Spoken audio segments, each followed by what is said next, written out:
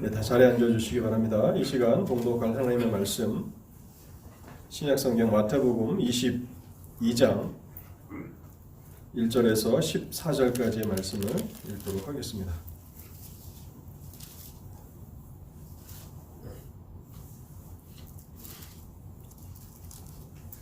하나님의 말씀 마태복음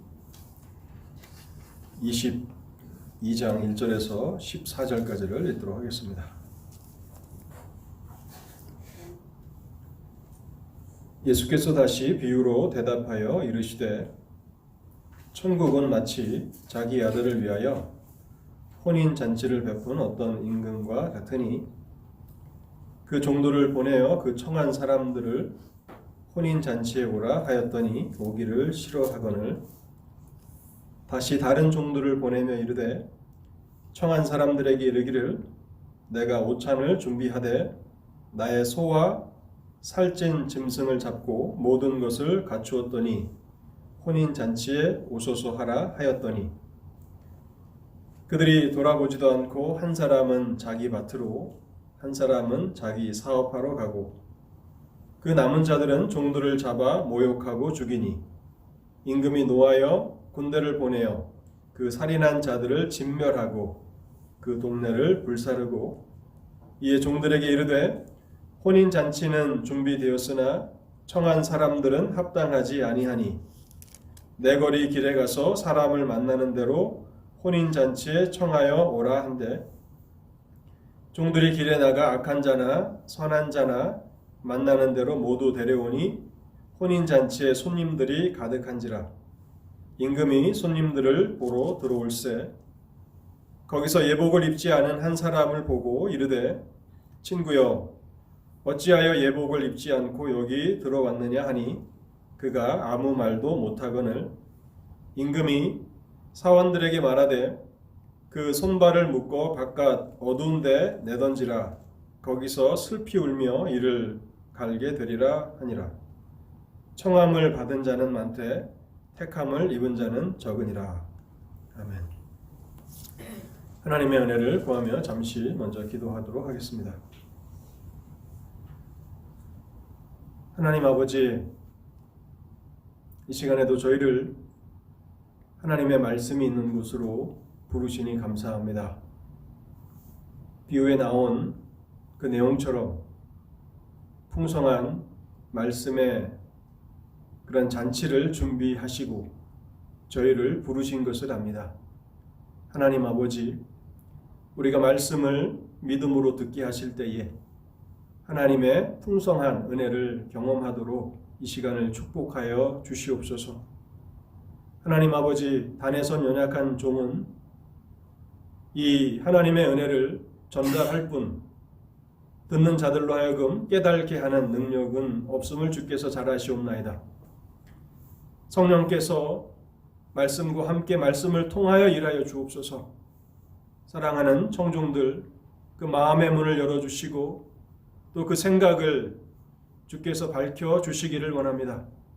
사탄이 말씀을 회방하지 못하도록 사탄의 회방하는 역사를 파하여 주옵소서. 그리고 온전히 하나님의 말씀에 집중하는 시간이 되도록 역사하여 주옵소서. 믿음은 들음에서 나며 들음은 그리스도의 말씀으로 말미암았다고 말씀하셨사오니 말씀을 듣는 가운데 우리의 믿음이 자라게 하시고 또 여전히 그리스도를 의지하지 못하는 참된 믿음이 없는 자들에게는 믿음의 놀라우신 역사들을 허락해 주옵소서. 단에서는 연약한 종에게 능력을 전하여 주실 때에 하나님의 진리만을 전할 수 있도록 하나님의 진리에 대한 열정으로 이 일들을 감당할 수 있도록 은혜를 허락해 주시옵소서. 이 시간에도 하나님의 선하신 도우심을 간절하게 사모하올 때에 이 모든 말씀 우리 주 예수 그리스도의 이름으로 기도하옵나이다. 아멘. 오늘 우리가 읽은 이 혼인잔치의 비유는요, 누가 천국에 들어가기에 합당한가를 가르치시기 위한 주님의 말씀입니다. 과연 누가 하나님의 나라에 들어가기에 합당한가? 그래서 본문 2절은 이렇게 쓰고 있습니다. 천국은 마치 자기 아들을 위하여 혼인잔치를 베푼 어떤 임금과 같으니, 이 비유는 천국에 대한 비유라는 것을 우리는 잘 인식해야 합니다. 천국에 대한 그런 가르침을 주시는데 예수님께서는 이 가르침을 비유를 통해서 말씀하십니다. 예수님께서는 많은 비유의 말씀을 하셨는데 이토록 중요한 진리를 비유로 말씀하시는 두 가지 이유가 있습니다. 첫 번째는요, 영적인 진리를 배우려는 자들에게는 하나님의 진리가 쉽고 명확하게 전달되도록 하시기 위해서 비유를 사용하시는 것입니다. 반면 영적인 진리에 무관심한 자들도 있는데 영적 무관심 가운데 있는 자들에게는 말씀을 들어도 깨달지 못하도록 하시기 위해 비유를 사용하시는 것입니다. 진주를 돼지에게 주지 말라고 말씀하셨습니다. 영적 태만과 무관심한 자들이 하나님의 말씀을 회방하지 못하도록 비유를 사용하시는 것입니다. 마태복음 13장 11절과 13절 말씀에 이것에 대한 설명이 나타나는데요. 천국의 비밀을 아는 것이 너희에게는 허락되었으나 그들에게는 아니 되었나니 무릇 있는 자는 받아 넉넉하게 되되 없는 자는 그 있는 것도 빼앗기리라. 그러므로 내가 그들에게 비유로 말하는 것은 그들이 보아도 보지 못하며 들어도 듣지 못하여 깨달지 못함이니라. 오늘 하나님께서 여러분 모두에게 풍성한 은혜를 베풀어 주셔서 이 혼인잔치의 비유를 명확하게 깨닫게 하시기를 바랍니다. 진리를 깨달을 뿐만 아니라 그 진리를 마음에 오랫동안 잘 간직하게 하시는 은혜가 여러분 모두에게 있게 되기를 바랍니다. 오늘 이 비유를 통해서 우리는 세 가지 중요한 진리를 생각해 볼 텐데요. 첫 번째 우리가 배워야 하는 진리는 복음에 대한 무관심과 천국보다 세상을 더 사랑하는 것 때문에 수많은 사람들이 천국을 잃어버리게 된다는 진리입니다. 복음에 대한 무관심과 천국보다 이 세상을 더 사랑하는 것 때문에 수많은 사람들이 천국을 잃어버리게 된다는 것입니다. 오늘 비유에 보면 왕은 아들의 혼인잔치를 성대하게 준비하면서 잔치에 참석할 사람들을 초청합니다. 왕은 잔치에 참석할 손님들을 3번이나 초청하고 있다는 것을 알게 됩니다. 비유의 말씀을 잘 읽어보면요, 3절에 왕이 자신의 종들을 보내는데 이미 초청을 받은 사람들에게 혼인잔치에 오라고 그 메시지를 전하기 위해서 보내는 것입니다. 물론 본문은 첫 번째 초청이 언제 어떻게 이루어졌는지는 밝히고 있지 않지만 3절의 이 초청은 이미 벌써 두 번째 초청이라는 사실입니다.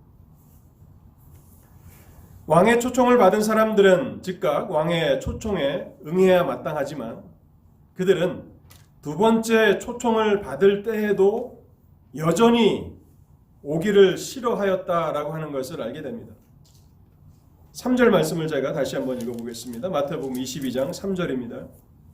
그 종들을 보내어 그 청한 사람들을 혼인잔치에 오라 하였더니 오기를 싫어하거늘. 이것은 그들에게는 영적인 일은 아무런 흥미도 느낄 수 없었던 것이라는 사실을 알게 됩니다. 무관심한 것이죠. 왕의 혼인잔치에는 관심이 없는 겁니다. 태만한 것입니다. 자신들의 주의를 끌지 못하는 것입니다. 그러나 왕은 얼마나 오래 참고 온유한 분인지 4절에서 그들에게 다시 한번 초청을 하게 되는데요. 또 다른 종들을 보내며 너그럽게 부드럽게 그들을 다시 한번 초청합니다.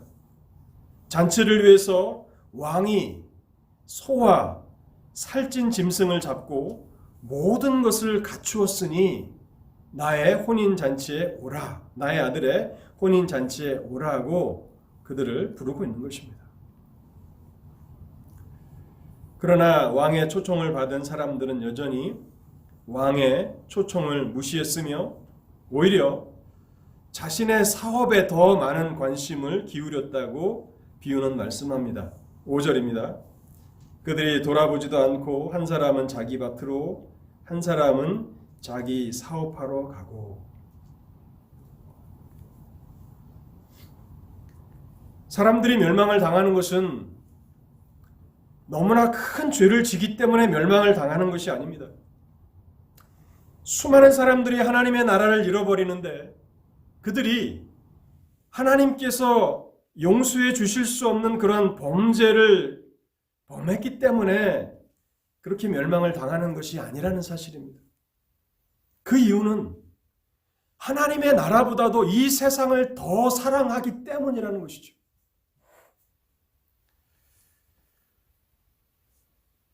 그리고 그들 중 어떤 사람들은 왕의 초청장을 가지고 온 왕의 종들을 모욕했고 심지어는 그 종들을 죽이기까지 했습니다.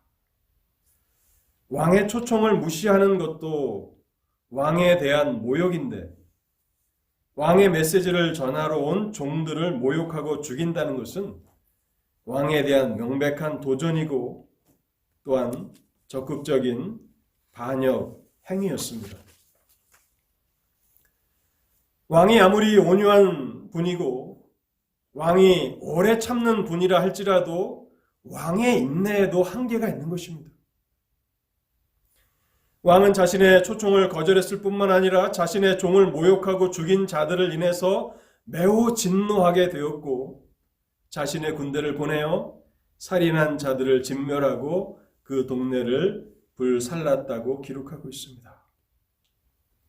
예수님께서 이 비유를 통해서 이 비유를 읽는 우리들과 또 이 비유의 말씀을 첫 번째로 들었던 자들에게 전달하시고자 하는 진리는 무엇입니까? 지금 예수님의 이 설교의 말씀을 듣는 사람들이 예수님을 붙잡으려고 하고 예수님을 붙잡아 죽이려고 하는 저기를 드러내고 있을 때 그들이 그와 같은 태도를 고수한다면 결국에는 하나님의 어떤 심판을 받게 될 것인가를 이 비유를 통해서 말씀하시는 것입니다. 마태복음 22장 바로 그 윗절에 보면요. 마태복음 21장 45절과 46절에 이렇게 기록하고 있는데요. 대제사장들과 바리새인들이 예수의 비유를 듣고 자기들을 가리켜 말씀하신 줄 알고 잡고자 하나. 왜 붙잡으려고 하는 것입니까? 하나님의 아들을 붙잡아 죽이려고 하는 것입니다. 참 놀랍지 않습니까? 하나님께서 선지자들을 보내셨을 때 그 의도는 선하고 의로운 것입니다. 하나님께서 그 아들을 이 땅에 보내셨을 때 그 의도는 이 세상을 사랑하셨기 때문이라는 것을 성경 곳곳에서 밝히고 있지 않습니까? 그런데 하나님의 보내심을 받은 하나님의 아들조차도 붙잡아 죽이려고 하는 이 완악함과 이 죄악됨을 우리는 이 비유의 말씀을 통해서 보는 것입니다. 결국 이들에게 경고하셨던 이 말씀은 그대로 적용이 되는데요. 역사에 관심이 있으신 분들은 그 유대인 역사가 요세푸스에 대해서 잘 알 것입니다. 이 요세푸스가 기록한 유대 전쟁사라는 것이 있는데 거기에 보면 AD 70년에 예루살렘이 로마에 의해서 멸망당할 때의 기록이 자세하게 기록되어 있습니다. 그때 복음을 거절했던 그리고 하나님의 아들 예수 그리스도를 십자가에 못 박는 데 일조했던 수많은 유대인들이 얼마나 끔찍하게 학살을 당했는지를 요세푸스가 기록하고 있습니다. 본 비유는 하나님을 거절하는 것과 또 복음을 거절하는 것이 같은 것임을 말씀하는 것입니다. 복음을 거절하는 것, 복음을 전하는 자들을 거절하고 모욕하고 박해하는 것은 곧 하나님을 향한 모욕과 도전이라는 사실을 발견하게 됩니다. 그런데 이 문제는, 이 비유의 말씀은 처음 이 비유를 들었던 유대인들에게서만 끝나지 않는다는 것입니다. 왕의 초청을 거절한 자들은 1차적으로 유대인들이었지만, 그러나 오늘날에도 복음을 듣지만 그것을 무시하고 무관심한 태도로 일관하는 자들이 얼마나 많이 있습니까? 여러분, 예배에 나오지만, 설교를 듣지만 집으로 돌아갈 때는 아무 유익도 얻지 못하고 돌아가는 때가 있지 않겠습니까? 이러한 일들이 얼마나 비일비재하게 일어나는가 하는 것입니다. 그런데 하나님의 말씀을 듣고 그것을 무시하고 또 알려고 하는 그런 열정도 없이 태만하게 듣는 것은 결국 하나님을 모욕하는 일이 됨을 우리는 이 비유를 통해서 배워야 하는 것입니다. 천국 복음이 오래전부터 이 땅에 선포되지만 아무런 유익도 얻지 못하고 멸망을 향해 나아가는 사람들이 너무나 많이 있습니다. 그 이유는 그들이 철저하게 복음을 무시했기 때문이며 또 복음에 대해서 무관심했기 때문입니다. 그리고 천국보다도 이 세상을 더 사랑했기 때문이라고 오늘 비유는 말씀하고 있는 것입니다. 사랑하는 성도 여러분, 여러분들은 복음의 말씀을 아는 것에 관심이 있으십니까? 교회를 찾아오면서 목사의 설교를 듣고 잘 이해할 수 없어서 더 설명해 달라고 하는 그런 요청을 받은 지가 저는 거의 몇 년이 된 것 같습니다. 한 번도 왜 설교가 이러냐고, 어렵다고, 설명해 달라고 그렇게 요청을 받은 적이 요 근래에는 없는 것 같습니다. 교회의 음악이 어떠냐, 또 왜 이 교회는 이런 찬송을 부르냐, 또 식사는 어떠냐, 또 교회당의 어떤 환경은 어떠냐, 많은 질문들이 있습니다. 그러나 복음 자체에 대한 관심, 하나님의 말씀에 대한 관심은 별로 없어 보입니다. 그런데 오늘 이 비유는 다른 어떤 이유가 아닌 사람들이 어떻게 보면 매우 사소한 것이라고 생각할 수 있는 복음에 대한 무관심이, 또 태만함이, 또 천국보다 이 세상을 더 사랑하는 것 때문에 수많은 사람들이 하나님의 나라를 잃어버리게 된다는 것입니다. 이 비유를 통해서 두 번째로 우리가 배워야 하는 진리는요, 오직 복음을 듣고 순종한 사람들만이 하나님의 나라를 차지하게 된다는 사실입니다. 복음을 듣고 순종하는 자들이 하나님의 나라를 차지하게 된다는 것입니다. 한 부류의 사람들은 혼인잔치에 참여하는 특권을 빼앗겼고, 그리고 다른 사람들이 그 자리를 대신하여 그 특권을 누리게 되었습니다.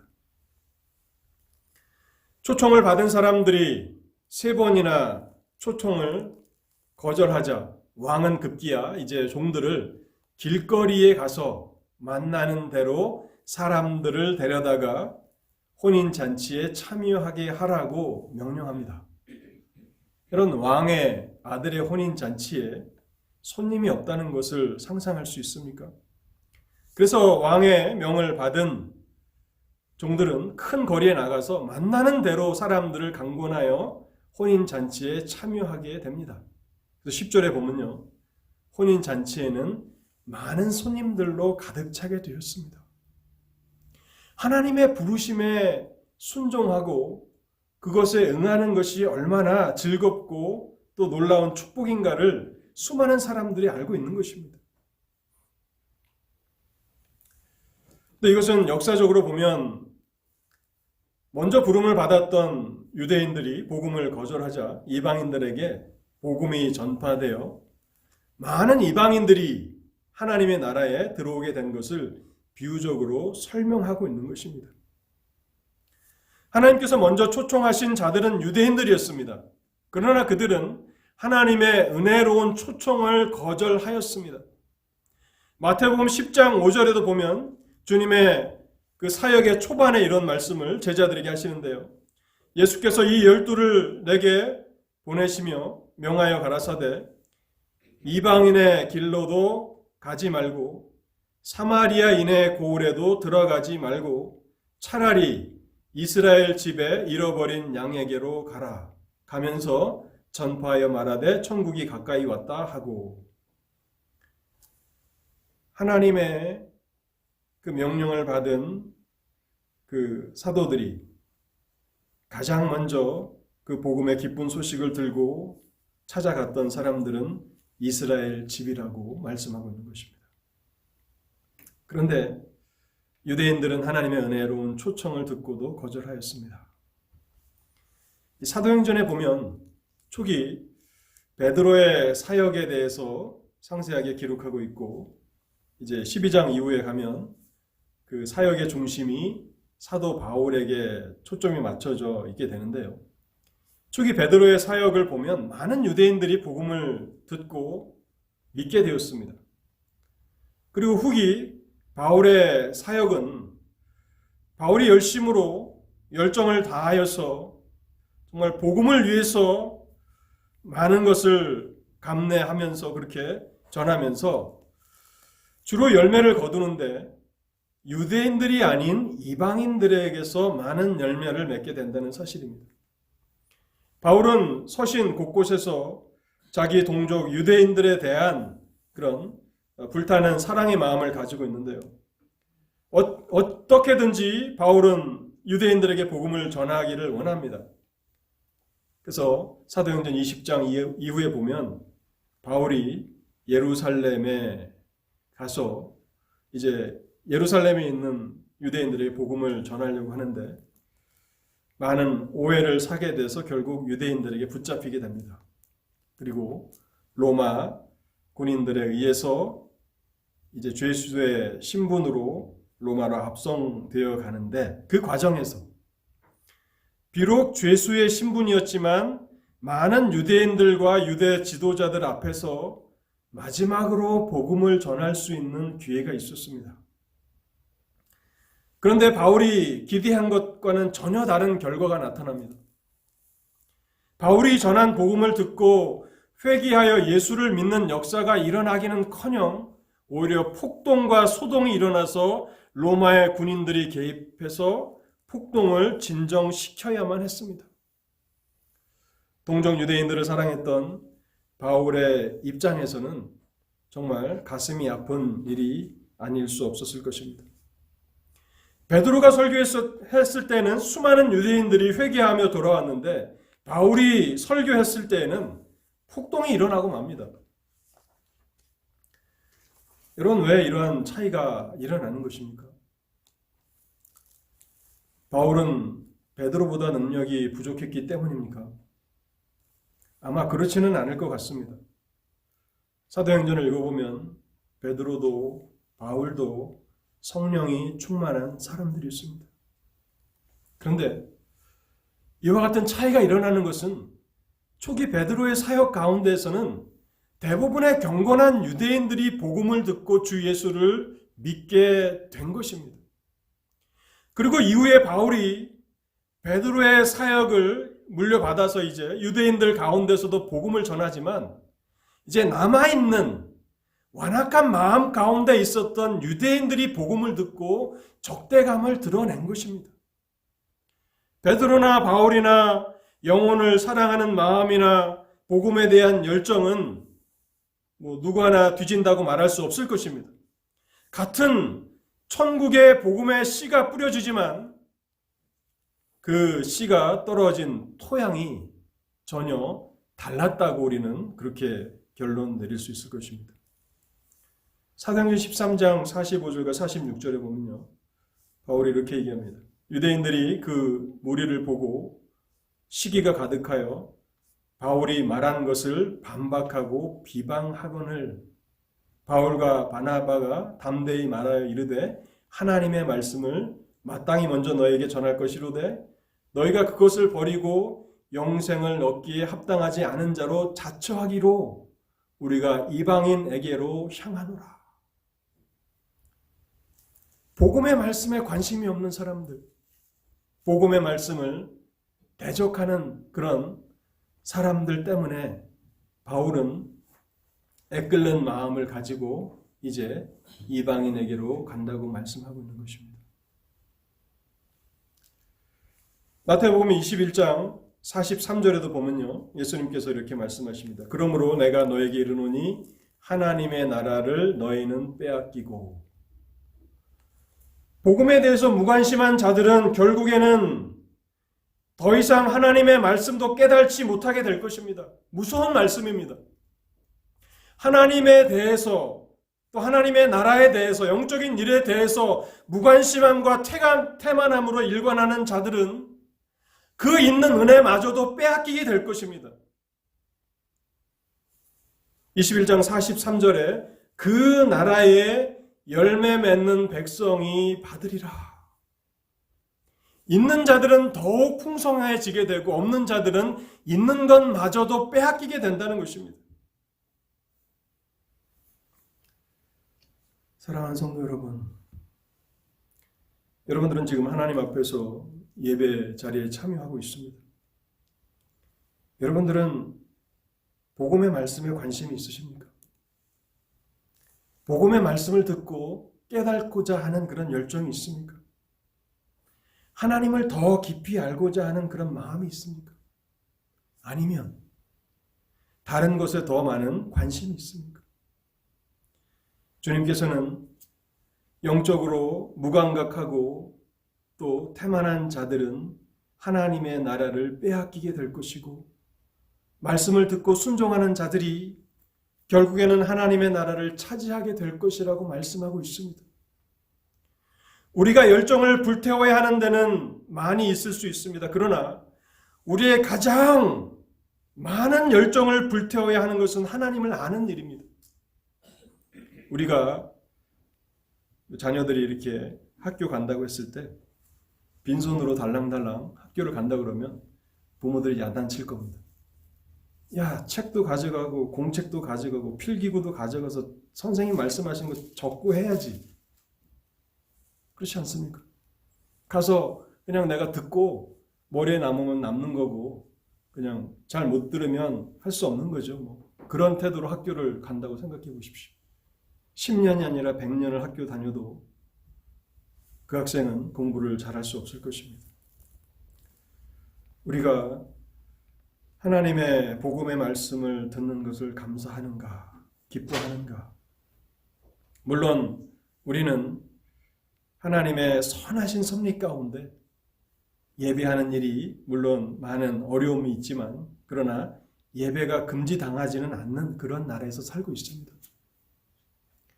하나님께서 여전히 저처럼 투박한 또 말재주도 없는 그런 설교자를 세우시기는 했지만, 또 복음을 전할 그러한 목사를 세우셔서 복음의 말씀을 증거하도록 해주신 것입니다. 그것에 대해서 감사하고 있는가, 기뻐하고 있는가? 그리고 우리의 삶의 우선순위는 하나님을 아는 것에 맞춰져 있는가 하는 것을 우리는 이 비유를 통해서 돌아보아야 하는 것입니다. 너무나 많은 사람들이 복음에 무관심한 가운데서 하나님의 나라를 빼앗기고, 복음의 말씀을 듣고 순종하는 사람들이 그들을 대신하게 된다는 것입니다. 본문을 통해서 마지막으로 우리가 배워야 하는 중요한 진리는요, 예복을 입은 자들만이 혼인잔치의 즐거움을 누리게 된다는 사실입니다. 예복을 입은 자들만이 혼인잔치의 즐거움을 누리게 된다는 사실입니다. 잔치의 주인인 왕이 잔치에 참석한 손님들을 접대하기 위해서 나왔습니다. 왕이 나왔을 때 손님들 가운데 예복을 입지 않은 한 사람을 발견하게 됩니다. 그 순간 왕의 눈살은 찌푸려졌고 왕의 얼굴의 미소는 사라졌습니다. 예복을 입지 않고 잔치에 참석한 사람 때문에 심히 불쾌해졌기 때문입니다. 혼인잔치에 예복을 입지 않고 참석한다는 것은 매우 무례한 일이며 무엇보다도 잔치의 주인인 왕을 모욕하는 일이었습니다.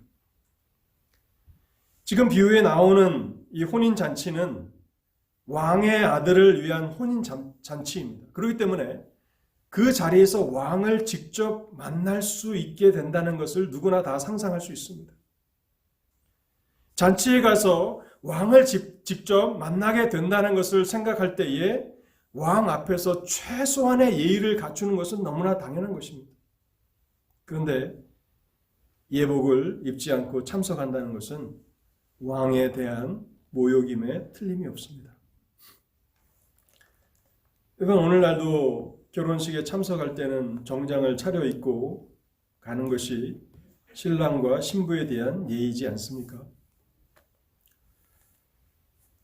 저도 이제 제 아들 태희가 얼마 전에 그 친구 결혼식에 다녀왔다고 사진을 보여주는데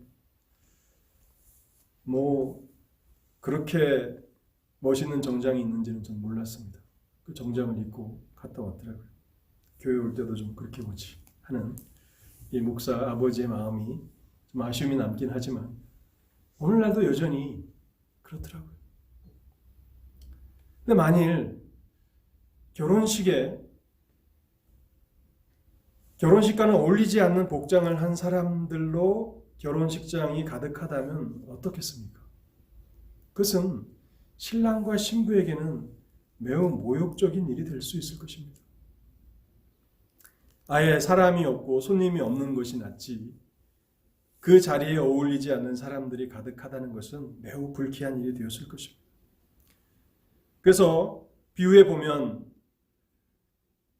왕도 예복을 입지 않은 그 사람에게 찾아가서 이렇게 묻습니다. 친구요, 어찌하여 예복을 입지 않고 여기 들어왔느냐? 친구요, 어찌하여 예복도 입지 않고 여기 들어왔느냐? 그런데 예복을 입지 않은 사람은 아무런 대답도 할 수 없었다고 기록하고 있습니다. 마태복음 22장 12절 하반절 말씀을 읽어보겠습니다. 그가 아무 말도 못하거늘. 그가 아무 말도 못하거늘. 이 말씀을 곰곰이 우리가 생각해 본다면 그 사람이 아무 말도 할 수 없었다는 것은 그 또한 예복을 입어야 한다는 사실을 알기는 했지만 의도적으로 입지 않았다라고 하는 것을 암시해 줍니다. 그것을 몰랐다면 저는 예복을 입고 참여해야 되는지 몰랐습니다 라고 변명을 할 수는 있었겠죠. 그런데 변명을 하려고 해도 너무나 명백한 잘못 앞에서는 유구무원이죠. 입이 있어도 대답을 할 수가 없죠. 이 사람의 의도는 단순한 실수가 아니라 고의성이 발견되는 것입니다. 먼저 초청을 받았던 사람들은 왕의 초대를 무시하고 또 왕의 메시지를 전달하는 종들을 모욕하고 죽인 일로 인해서 왕에게 큰 모욕감을 주었다면 예복을 입지 않은 이 사람은 합당한 예복을 입지 않음으로, 그것도 일부러 입지 않음으로 왕을 모욕한 것입니다. 왕은 이 일로 매우 진노하게 되었습니다. 우리가 초반에서 보면 왕이 얼마나 인자한지, 얼마나 오래 참는 분인지를 우리가 알게 되는데 이 사람의 행동으로 왕은 그 진노가 불이 타는 것처럼 그렇게 불타올랐던 것을 알게 되고요. 그래서 사원들에게 명령하여서 손과 발을 결박하여 바깥 어두운 곳으로 내쫓으라고 명령합니다. 이것은 용서할 수 없는, 용납할 수 없는 그런 고의적인 잘못을 이 사람이 범한 것을 암시하는 것입니다. 그렇다면 본문에 나오는 이 예복이 무엇을 의미하는가를 마지막으로 여러분들에게 말씀드리고 오늘 설교를 마치도록 하겠습니다. 이 부분만큼은 여러분들이 정신을 잘 차리셔서 깨닫고 가실 수 있기를 바랍니다. 제가 지금 전달하려고 하는 이 메시지만큼은 여러분들이 더 귀를 기울이셔서 말씀을 들으시면 좋겠습니다. 이 예복은 왕의 혼인잔치에 들어올 때에 모든 손님들에게 나눠줬던 옷일 것이라고 우리는 추측할 수 있습니다. 물론 비유에는 잔치에 들어올 때 입구에서 손님들에게 예복을 나눠줬다는 설명은 없습니다. 그런데 이러한 설명이 가능하다는 것을 뒷받침하는 많은 근거들이 있습니다. 4가지를 말씀드리려고 하는데요. 왜 이 혼인식 예복이 왕이 나누어준 옷인가를 뒷받침하는 그런 4가지 근거를 말씀드리겠습니다. 첫 번째는요. 비유에 보면 왕의 종들이 길거리에 나가서 만나는 사람들마다 혼인잔치에 오라고 강권하여서 데리고 왔다는 것입니다. 이들이 길거리를 가고 있을 때 예복을 입고 있었을까를 생각해 보면 아마 10중 8구는 그렇지 않을 것입니다. 그런데 지금 이 사람들이 모두가 혼인잔치에서는 예복을 입고 있다는 것입니다. 그것이 암시하는 것은 아마도 혼인잔치에 참여하기 위해서 왕이 예복을 마련해 주었을 것이라고 생각하는 것이 자연스럽지 않겠습니까? 두 번째는요. 왕은 모든 손님이 다 예복을 입고 잔치에 참석해 있을 것이라고 기대하고 있다는 것입니다. 그가 기대한다는 것은 그 나라의 사람들이 평상시에 다 예복을 입고 다니는 사람들이었기 때문이 아닐 것입니다. 어떤 사람들은 예복을 마련할 만한 그런 재정적인 여유가 없는 사람들도 있겠죠. 그런데 만나는 대로, 사람들을 만나는 대로, 길거리에는 가난한 사람도 있고 부유한 사람도 같이 있지 않습니까? 그런데 모든 혼인잔치에 참여한 사람들이 다 예복을 입고 있을 것이라고 기대하고 있다는 것이에요. 그것은 혼인잔치에 참여하기 전에 왕이 입구에서 예복을 나눠 주었을 것이라는 설명이 그럴듯한 또 우리에게 설득력이 있는 그런 설명이라는 그런 뒷받침이 될 것입니다. 그리고 세 번째, 예복을 입지 않은 사람이 왕의 질문에 대해서 아무 대답도 하지 못했다는 사실입니다. 만일 자기 능력으로 자기 힘으로 예복을 마련해서 입고 와야 하는 상황이었다면 최소한 그런 변명을 할 수 있지 않겠습니까? 나는 여유가 없어서 그 예복을 마련할 만한 여유가 없어서 예복을 마련하지 못했습니다라고 그렇게 변명을 할 수 있었을 텐데 그가 아무 말도 할 수 없다는 것은 예복을 왕이 나누어 줬을 것이라는 그러한 추측이 설득력이 더 있어 보입니다. 네 번째는요. 유대 관습에는 예복을 나눠주는 관습이 있었다는 것입니다. 오늘날에도 결혼식 때 가까운 가족들에게 그 결혼식에 참여할 예복을 제공하지 않습니까? 창세기 45장에 보면요. 이제 요셉이 그의 형들에게 하는 이야기인데요. 45장 21절과 22절입니다. 이스라엘의 아들들이 그대로 할세 요셉이 바로의 명령대로 그들에게 수레를 주고 기를 양식을 주며 또 그들에게 다 각기 옷 한 벌씩을 주되 베냐민에게는 은 300과 옷 5벌을 주고 옷을 한 벌씩 줬고 베냐민에게는 옷을 5벌을 줬다. 아마도 이것은 형제들이 바로를 아련해야 되기 때문에 바로 앞에 나갈 때 입으라고 준 예복이었을 가능성이 있습니다. 더 분명한 성경적 증거는요. 열왕기하 10장 22절인데요. 예후가 예복 맡은 자에게 이르되 예복을 내다가 바알을 섬기는 모든 자에게 주라 하매 그들에게로 예복을 가져온지라. 여기 예후는 왕이죠. 그리고 바알을 숭배하는 그 바알 숭배자들을 처단하기 위해서 바알 신당에 들어올 때 예복을 맡은 자들이 바알 섬기는 그런 우상 숭배자들에게 예복을 나눠주라 했다는 그런 기록이 있는 것입니다. 그렇기 때문에 이러한 근거들을 볼 때에 예복을 나눠주는 것은 그 유대 관습에 있었던 것이라고 우리는 볼 수 있습니다.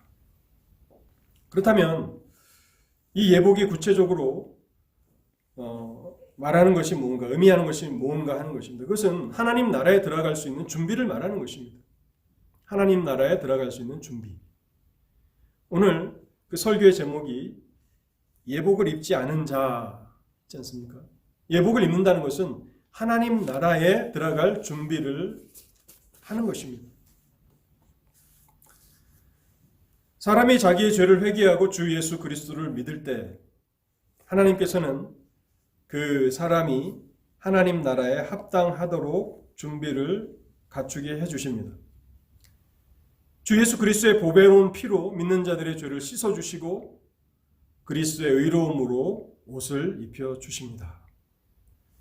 갈라디아 3장 27절 말씀인데요. 누구든지 그리스도와 합하여 세례를 받는 자는 그리스도로 옷 입었느니라.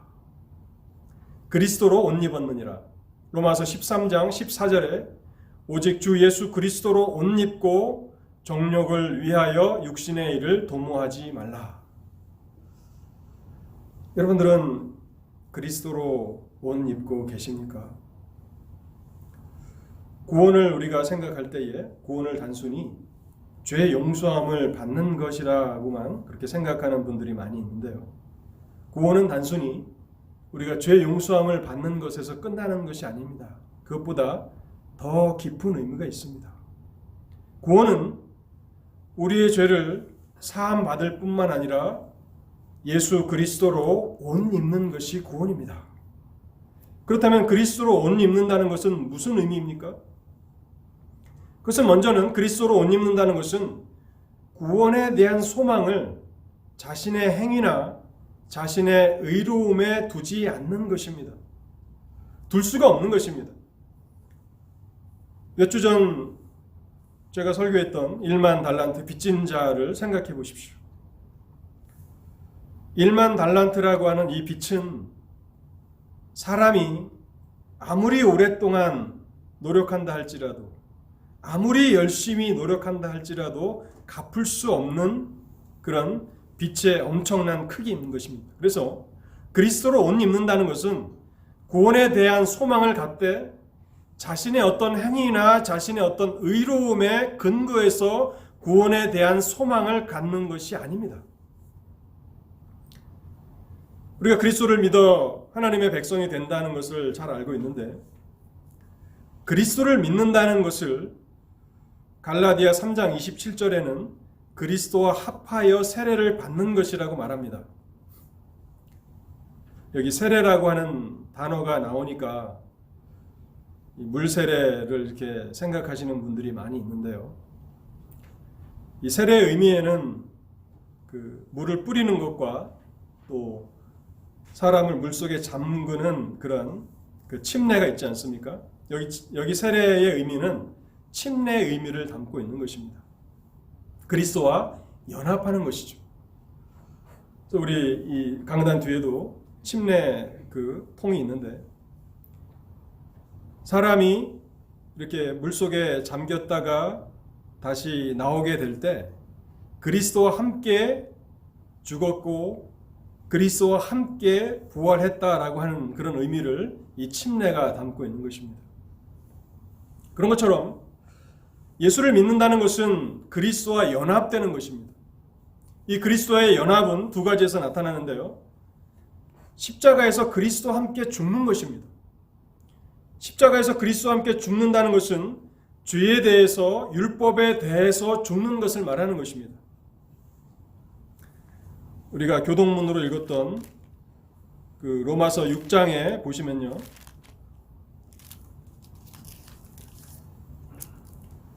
6장 2절에 그럴 수 없느니라 죄에 대하여 죽은 우리가 어찌 그 가운데 살리요 무릇 그리스도 예수와 합하여 세례를 받은 우리는 그의 죽으심과 합하여 세례를 받은 줄을 알지 못하느냐. 그러므로 우리가 그의 죽으심과 합하여 세례를 받음으로 그와 함께 장사되었나니. 그리스도를 믿는다는 것은 그리스도와 연합하는 것입니다. 그리스도의 십자가의 죽으심과 연합하는 것입니다. 그래서 죄에 대해서 죽고 또 율법에 대해서 죽는 것입니다. 그래서 6장 14절 우리가 읽었던 본문인데요. 죄가 너희를 주장하지 못하리니 이는 너희가 법 아래 있지 아니하고 은혜 아래 있음이라. 이 엄청난 놀라운 선언이 가능한 것입니다. 어떻게 우리가 더 이상 율법 아래 있지 않고 은혜 아래 있는 것입니까? 우리가 예수를 믿을 때 예수 그리스도와 합하여 십자가에서 죄에 대해서 율법에 대해서 죽었기 때문에 그런 것입니다. 또 예수를 믿는다는 것은 예수 그리스도와 연합되는 것인데 예수 그리스도의 연합은 십자가에서의 죽음에서의 연합만 있는 것이 아니라 로마서 6장은 그리스도의 부활과 연합되었다라고 말하고 있는 것입니다. 그리스도께서 부활하실 때 우리도 함께 부활한 것입니다. 우리가 다시 살아나되 의에 대해서 하나님에 대해서 다시 살아나게 되는 것입니다. 로마서 6장 4절 하반절 말씀입니다. 우리가 또한 새 생명 가운데서 행하게 하려 함이라. 그리스도께서 부활하실 때 그 부활은 단순히 그리스도만의 부활이 아니라 그리스도를 믿는 자들이 함께 부활하는 것인데 그래서 새 생명 가운데서 살아가는 것입니다. 11절도 보겠습니다.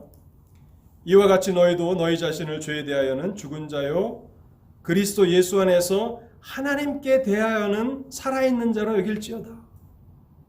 우리가 그리스도와 함께 부활할 때에 이제 새 생명을 누리게 되는데 그 새 생명은 하나님께 대해서 살아나는 것입니다. 더 이상 죄에 대해서 살아나는 것이 아니라 하나님께 대해서 살아나는 것이고요. 또한 18절도 한번 보겠습니다.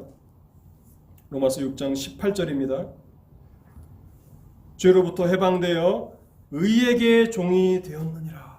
의에 대해서 살아나는 것입니다. 의의 종으로 살아나는 것입니다. 이 과정에서 죄의 종로를 타던 옛사람 죄의 몸은 죽게 됩니다. 6장 6절이죠. 그리고 더 이상 그리스도 안에 있는 성도들은 죄의 종으로 살지 않습니다. 이것이 그리스도로 옷 입는 것입니다.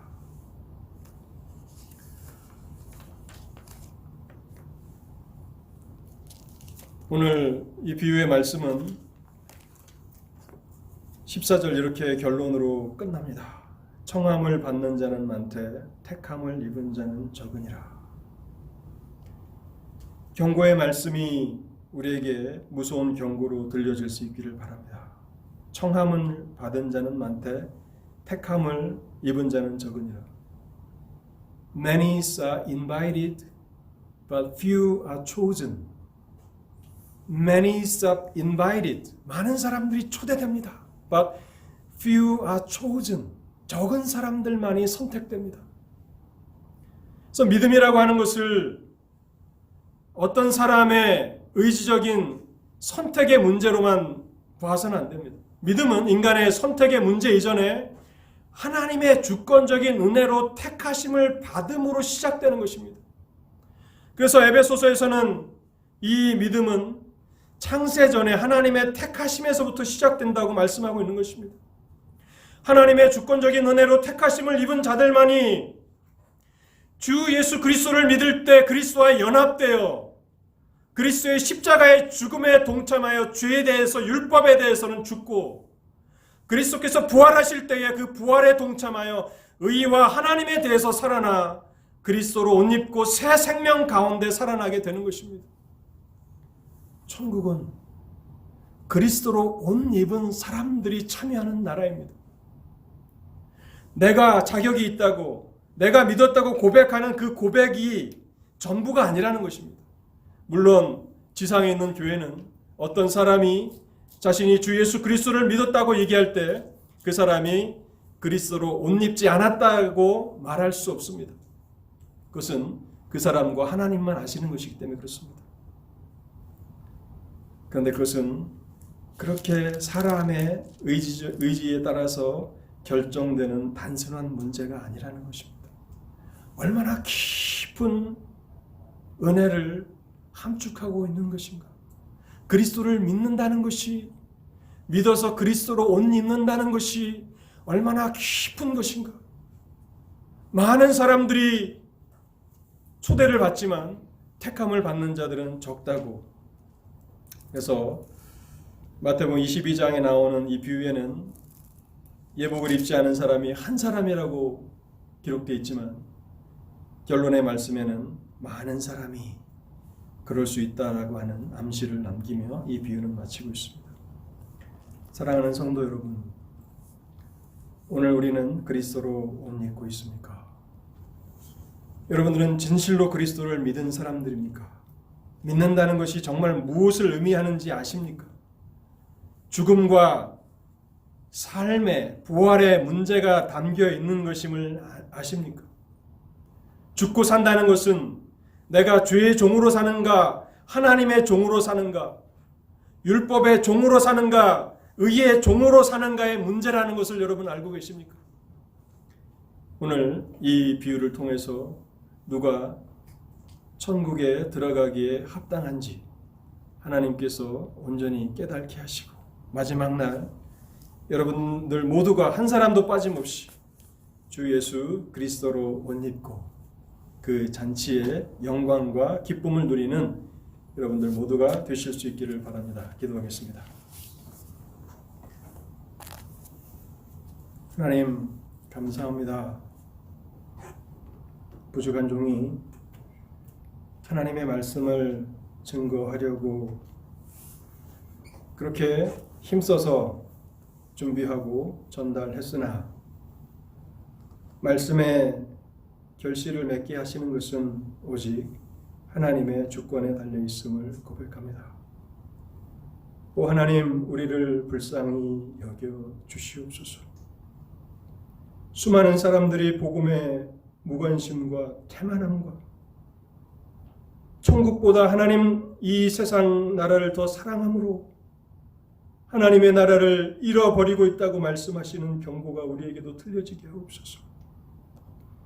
우리는 영적인 일에 관심을 기울이는 사람들입니까? 복음을 알아가는 데 열정이 있는 사람들입니까? 이 세상보다도 하나님의 나라를 더 사랑하는 사람들입니까? 하나님, 우리를 돌아보게 하옵소서. 복음이 이 시대 가운데도 여전히 선포되지만 수많은 사람들이 그 복음을 거절함으로 하나님의 나라를 빼앗기고, 또한 복음의 말씀을 듣고 순종하는 자들이 그 나라를 차지한다고 말씀하셨습니다.